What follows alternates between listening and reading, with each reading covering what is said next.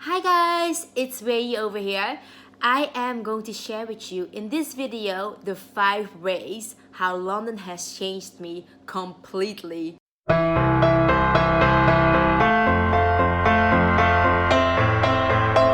am from Holland and I have obviously like a Chinese look. So I was born in Holland and my parents are Chinese. But I moved to London 5 years ago. Oh, actually like 6 years ago now.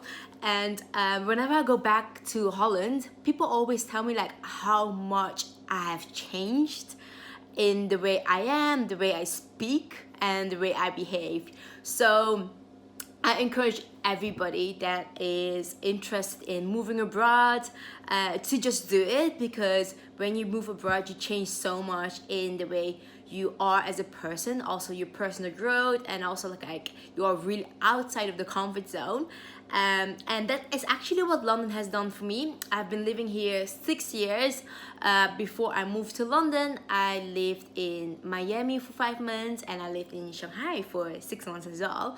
That was also a bit of a cultural difference, but I think I wasn't there for so long, so I can't really like say that much about how it completely changed me. But London definitely had a completely different impact on me.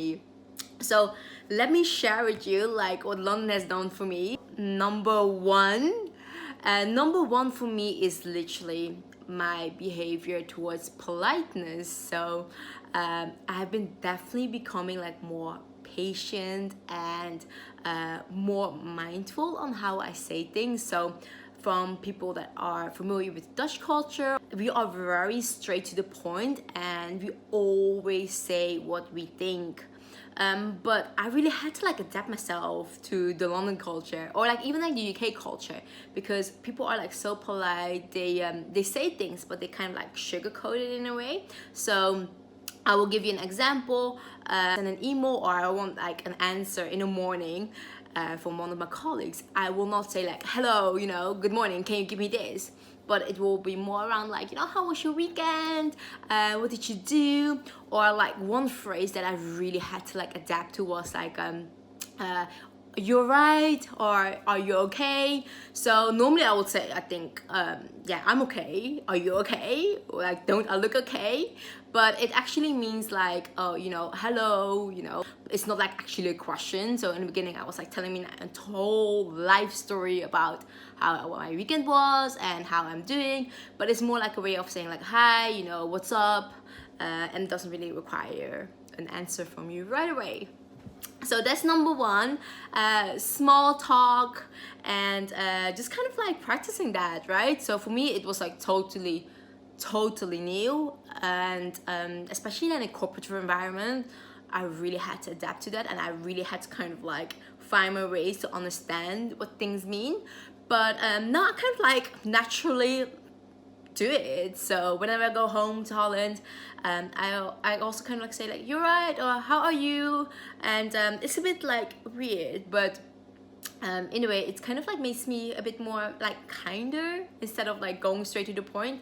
So I think in that way it's a good thing how London has changed me.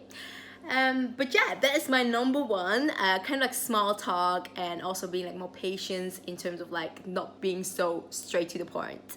Okay, so my number two. So my number two is all about my everyday day-to-day life. So when I was in Holland before, I used to have like a routine, like when I go to work, I go home, or I go to gym. I spend a lot of time with my family. But because London is there's so much to do all the time, and people come and go, and I personally don't have any family in London. So what I most of the time do, I go out and I go, like, I love dancing. So most of the time I'm dancing, or I'm having dinner with friends, I'm going out for a drink, or I'm going to the movies. It's so much going on, so it definitely dragged me out of house so much more. So definitely like my socially life has changed so much. And what kind of done for me as well, my personality changed a bit more, so I'm definitely spending more time with people and with things, rather than like more me time. So I actually have to really adapt myself as well to taking really the time for myself and not being always like triggered to hang out with my friends or do something. So it has changed, but it's in a way a good thing, but at the same time just finding the balance of having my time and me time with myself and really actively doing things so I can process things much better and reflect on how my day has been and how I'm feeling. So that's the second thing. It's like there's always so much around, so I'm much more active than I've been before. What I also adapted in London as well is number three, people take much more care of themselves. Like if, for example, go out, like I always have to plan so much in advance, because you have to think about when you go out to a bar or you go to a restaurant, and most of the time it's so busy, so you have to make sure that you make your reservation, or you have to make sure that you're wearing the right shoes or the right clothes, because sometimes when you go to a club they can't refuse you because they don't like your shoes or they don't like the way you dress. So it's definitely like worth thinking about what are you doing that day and really dressing up for that day. So I can give you an example how it is in Holland, because in Holland it doesn't really matter that much like what you wear when you go out. Obviously, like when you go to a really fancy restaurant you dress up a bit more, but people don't like judge you or don't let you into the restaurant or like the bar if you don't dress appropriately. But here definitely like they can just like say no, and you have like what they call door bitches that kind of like turn you away if you're not wearing the right stuff. So definitely like me being a better planner is number three. Like planning for me is a big thing because I'm more like a spontaneous person, but planning wise, like in London it has changed so much for me. So me being able to plan and and planning and just having a structure, like what am I doing in a day, am I wearing the right clothes. Even when I go out in Holland, right, I can just go out in jeans and some like nice cute heels and a top, you know, it's fine, like you look nice. But I remember when I was in university, so I did 1 year masters in Birmingham actually, and I was going out with some jeans and a top, and my flatmate was like, what are you wearing, you know, you can't go out like that. And I was like, what's wrong with my outfit? But most of the time they all get dressed up, which is actually really nice, you know, you kind of like take care of yourself, you look nice and you feel good, and everybody looks nice as well. So it's a nice thing, you know, I take a bit more care of myself. So that's number three, like really plan your days. So my number four is when I was living back home, I most of the time commute, or I kind of like travel by car, and here definitely it's a bit more tricky because people most of the time they commute by public transportation. So you have the bus, you have the underground, and you have sometimes trains as well, or like the overground. And people just commute by that because there's quite like a lot of like parking costs quite a lot, like the traffic is quite heavy. So here I really like changed the way I travel to work. So I go by the tube to work, and whenever I go out or I need to kind of like find a way home, I always kind of like use an Uber or and all the like taxis that are just like so many there are around in London. So that is not a problem to get around with, but it's definitely makes you depend more on like third parties, like not yourself. So it's kind of like a way of finding, you know, like being more creative for like how you travel. So it's not like literally just kind of the car, and because I live quite like centrally in London. If you would live like more outside of London, the outskirts, then like, most of the people do have a car to travel around with. Yeah, so my number five is also my way of being polite. I don't know, like my politeness, it's insane. Like whenever I speak Dutch, like if you have lived abroad for a very long time, for me it's 6 years, I tend to speak Dutch but with an English twang to it. So you know how I speak is like twang to it, or how are you, and Dutch is more like short. But when I, for example, say like hoe gaat het? You know, it's like, how are you? But I like really stretch it. It's kind of like the same way I speak English. So whenever when I speak to people in Holland, it's so funny because people think like, she speaks a bit weird, let me speak English to her. And I'm like, you don't speak English, just speak Dutch to me, I'm fine, I can understand. But it's like something that goes really naturally, and I think that is something that really changes when you live abroad, is you adapt certain things. But it's also not my language, it's also being more polite. I think it goes like with my number one, which is like patience. But like that way of being polite is something that I really love, because there's like so much structure around things. So even when you are kind of like in an escalator, you go up, you have like people on the right, they stand still, and people on the left, they walk up.